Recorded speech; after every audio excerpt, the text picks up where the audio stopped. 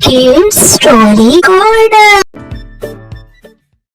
एक बार एक पहाड़ की चोटी पर एक विशाल वृक्ष पर सिंधु का नाम का एक विशेष पक्षी रहता था। पक्षी की खासियत यह थी कि जब उसकी बूंद धरती पर गिरती थी तो वे शुद्ध सोने में बदल जाती थी।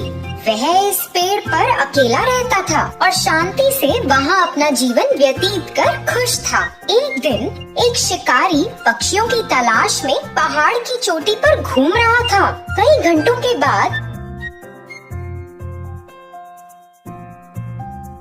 जब वह किसी पक्षी को पकड़ने में सक्षम नहीं था तो उसने विशाल पेड़ के नीचे कुछ देर आराम करने का फैसला किया, जिस पर सिंधु का रहता था। बस जब शिकारी सोने लगा ही था तो पक्षी ने अचानक पेड़ के ऊपर से अपनी बूंद को गिरा दिया, जो धरती पर गिरते ही सोने में बदल गई। शिकारी के चेहरे के ठीक बगल में सोने का टुकड़ा गिरा और जब उसने देखा तो उसने चिड़िया की ओर देखा। फिर से एक और टुकड़ा गिर गया और इस बार शिकारी ने जमीन पर इसे सोने में बदलते देखा। इस सब ने शिकारी को बहुत हैरान कर दिया था।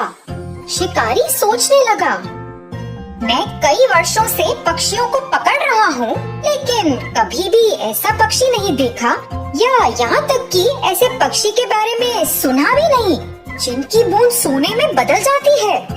यह निश्चित रूप से एक विशेष पक्षी है जिसे मुझे पकड़ना है। दुख की बात ये थी कि जब शिकारी ने ऐसा सोचा तो सिंधुका को उसके बारे में पता नहीं था। वह अपने पेड़ पर आराम कर रहा था और शिकारी योजना बना रहा था।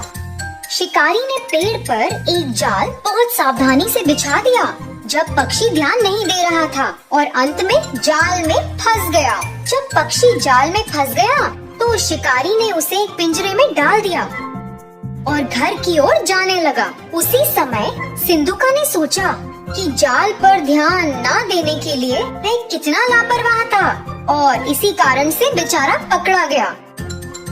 अपने घर जाते वक्त शिकारी ने सोचा, अगर मैं इस पक्षी को रखूंगा तो मैं अमीर बन जाऊंगा और सभी को संदेह होगा कि कुछ तो गड़बड़ है। किसी दिन किसी को पक्षी की सच्चाई पता चलेगी और फिर वे राजा को पक्षी के बारे में बताएंगे।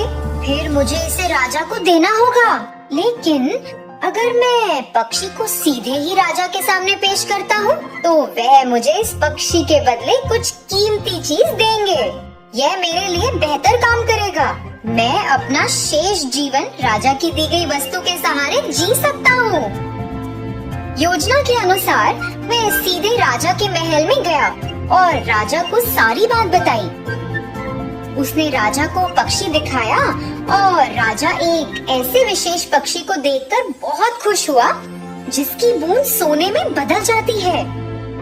उसने अपने नौकर को बुलाया, इस पक्षी की उचित देखभाल करो, उसे एक शानदार पिंजरे में रखो और उसे भरपूर भोजन और पानी दो। सुनिश्चित करें कि वह दूर नहीं हो। वह महल का शाही पक्षी होगा और अपनी बूंदों से मुझे कई दौलत देगा। अचानक राजा के मंत्रियों में से एक राजा के पास पहुंचा। राजा जी, एक पक्षी की बूंदें सोने में कैसे बदल सकती हैं? ये तो असंभव है। आप इस राह चलते शिकारी पर कैसे भरोसा कर सकते हैं जिसे कोई ज्ञान नहीं है? मैं आपसे अनुरोध करता हूँ कि आप पिंजरे को खोलें और पक्षी को दूर जाने दें और इस शिकारी को ऐसी झूठी जानकारी देने के लिए दंडित करें। राजा ने अपने विश्वसनीय और बुद्धिमान मंत्री के शब्दों पर विचार किया और यह सच था। हाँ, कोई पक्षी सोने की बूंदें कैसे दे सकता है? मैंने इसे अपनी आँखों से भी नहीं देखा। यह शिकारी शायद बदले में पैसा चाहता है। राजा ने पहरेदारों को शिकारी को गिरफ्तार करने और पक्षी को छोड़ने का आदेश दिया।